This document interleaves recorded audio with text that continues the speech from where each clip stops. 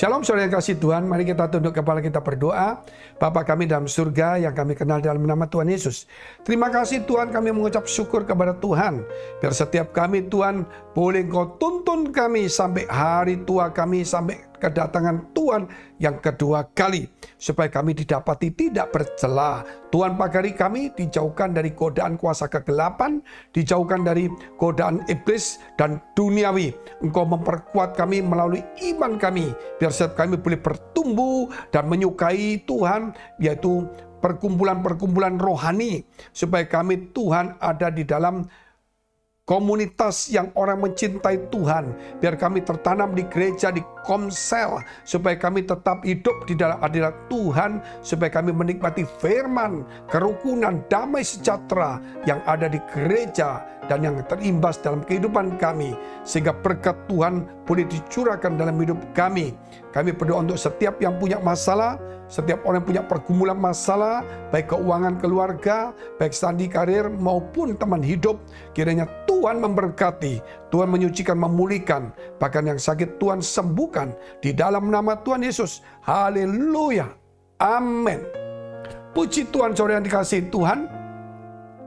Kalau kita melihat perjalanan dari Musa, yaitu memimpin bangsa Israel keluar dari Mesir, kemudian menuju ke Kanaan, melewati laut yang dibelah menjadi dua.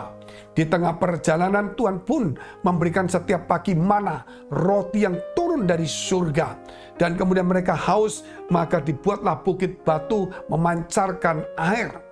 Bahkan ketika mereka kepanasan, dibuatlah tiang awan dari tempat kemah suci keluar seperti tiang awan yang memenuhi. Akhirnya semua orang Israel yang berkemah di sekitarnya tidak kepanasan. Ketika malam mereka kedinginan karena di padang gurun, apalagi musim dingin, maka tiang awan menjadi tiang api, sehingga binatang dan kedinginan pun tidak ada yang menyerang mereka, sehingga mereka dijaga, dilindungi Tuhan. Namun kemudian mereka bersungut-sungut sehingga Tuhan marah, sehingga perjalanan yang hanya cuma beberapa minggu menjadi 40 tahun. Dan kemudian Musa tergoda marah ketika Tuhan berkata, bicaralah kepada batu ini supaya keluar air. Karena Musa melihat diganggu oleh umat Israel yang terus berkeluh kesah, dia marah, dia ambil tongkatnya, dia pukul batu itu beberapa kali, sampai akhirnya batu itu mengeluarkan air. Sehingga Tuhan berkata, Musa, kau tidak menghormati Tuhan.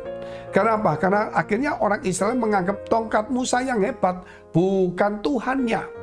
Makanya Tuhan berkata kepada Musa, cuma bicara saja, supaya mereka itu tidak melihat tongkat yang hebat, tetapi firman itu yang hebat.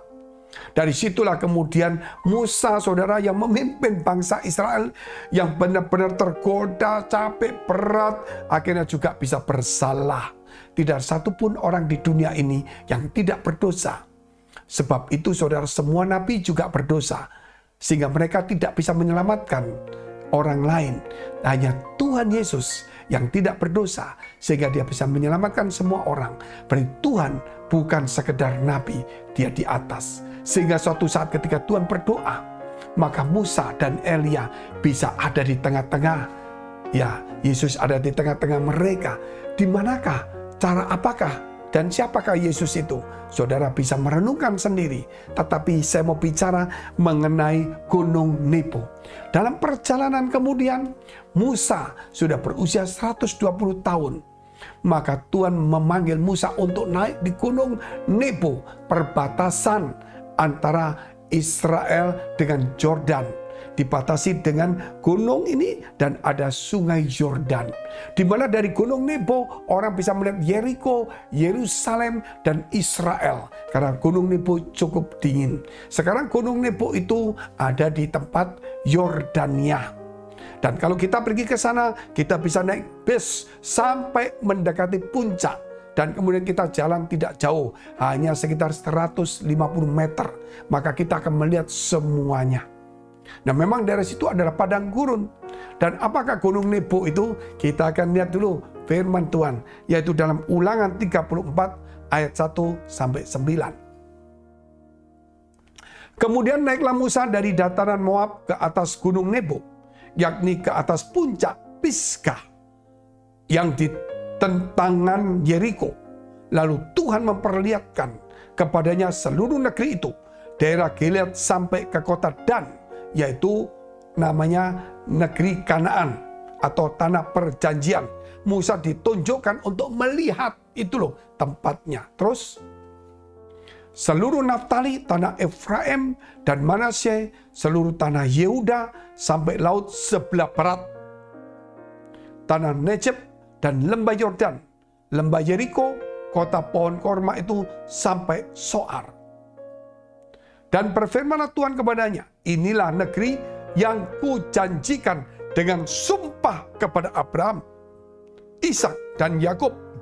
Demikian, kepada keturunanmu lah akan kuberikan negeri itu. Aku mengizinkan engkau melihatnya dengan matamu sendiri, tetapi engkau tidak akan menyeberang ke sana. Lalu matilah Musa hamba Tuhan itu di sana, di tanah Moab, sesuai dengan firman Tuhan. Sampai di sini dulu.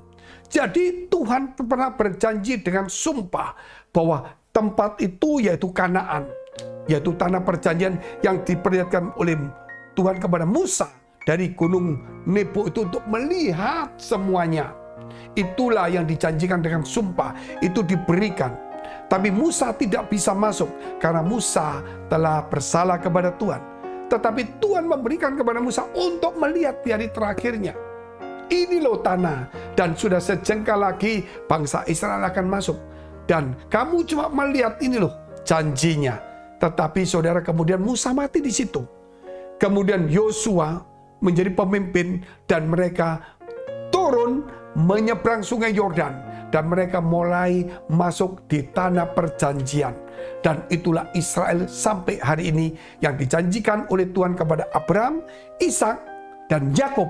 Yakub itu diganti nama menjadi Israel.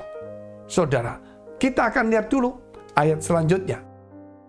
Dan dikuburkannya dia di suatu lembah di tanah Moab, di tentangan Bet Peor, dan tidak ada orang yang tahu kuburnya sampai hari ini.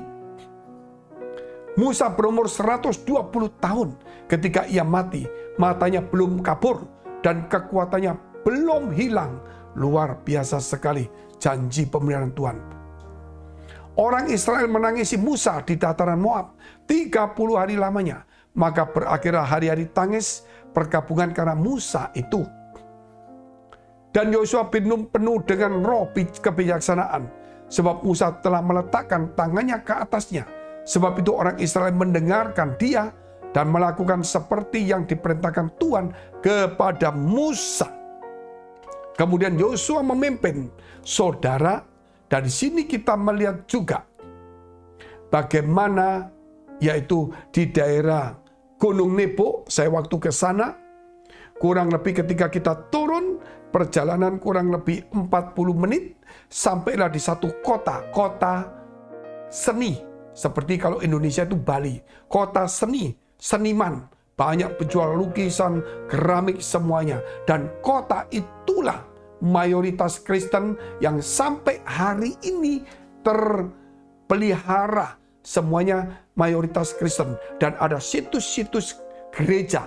Dan bahkan ada satu gereja yang saudara di bawahnya itu kemudian waktu dibongkar menemukan peta dari keramik kuno, ditunjukkan di mana itu Yohanes Pembaptis, di mana itu Yesus dikuburkan, di mana itu Golgota, di mana itu digambarkan melalui keramik itu dengan warna-warni.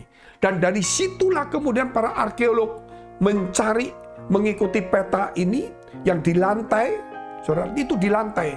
Jadi lantai dari mimbar itu waktu dibongkar kelihatan ada di bawahnya itu ada keramik-keramik warna-warna berbentuk peta. Dan situlah para arkeolog melihat ini, oh di sana. Akhirnya dibongkar, ketemu situs-situs gereja seperti yang dipetakan itu. Luar biasa. Berarti firman Allah, kebenaran Allah itu ya dan amin. Saudara, ingatlah hari ini bahwa Tuhan memelihara kita, bahwa Tuhan tetap menjaga kita, bahwa janji Tuhan itu terbukti. Kita bisa melihat sampai kepada anak cucu kita. Dan mayat Musa tidak diketahui. Kitab Yudas menuliskan Perjanjian Baru bahwa iblis ingin mengambil mayat Musa itu, namun malaikat Mikael menghardiknya. Kenapa iblis ingin mengambilnya? Karena iblis ingin mengambil Musa supaya ada kuburan, supaya orang menyembah kuburan Musa itu. Atau Musa mau diambil wajahnya supaya iblis bisa menyaru atau menyerupai Musa, sehingga membuatkan agama baru. Dan Tuhan tidak mau, sehingga tidak diketahui hari ini. Dan menurut firman Tuhan bahwa mayat Musa itu diangkat ke surga seperti Maria, ibu Yesus, mayatnya tidak ada, diangkat ke surga. Demikian dengan Rasul Yohanes, mati tetapi tidak diketahui, dan sampai hari ini dikatakan bahwa Rasul Yohanes tidak mati tetapi ada di satu tempat, tidak tahu. Mungkin diangkat Tuhan hidup-hidup, kita tidak tahu. Sebagaimana Tuhan Yesus berkata, dan semuanya terjadi. Marilah cintai firman dan hiduplah di dalam janji Tuhan, karena ya dan amin. Mari kita tunduk kepala kita berdoa. Terima kasih Tuhan, terima kasih. Saudara, engkau yang dalam pergumulan masalah, persoalan, tantangan, dekapkan kedua tanganmu. Yakinlah Tuhan akan menolong kita. Engkau yang sakit, tumpangkan tanganmu bagian sakit. Biar hari ini berkat Tuhan kepadamu dalam pekerjaan, dalam studi, rumah tanggamu, juga di dalam karirmu, di dalam pertemanan hidupmu, di dalam apapun juga Tuhan memberkati engkau. Bahkan yang sakit menjadi sembuh dalam nama Yesus. Haleluya. Amin. Jika saudara masih membutuhkan pelayanan doa dan konseling, silakan hubungi nomor yang tertera. God bless.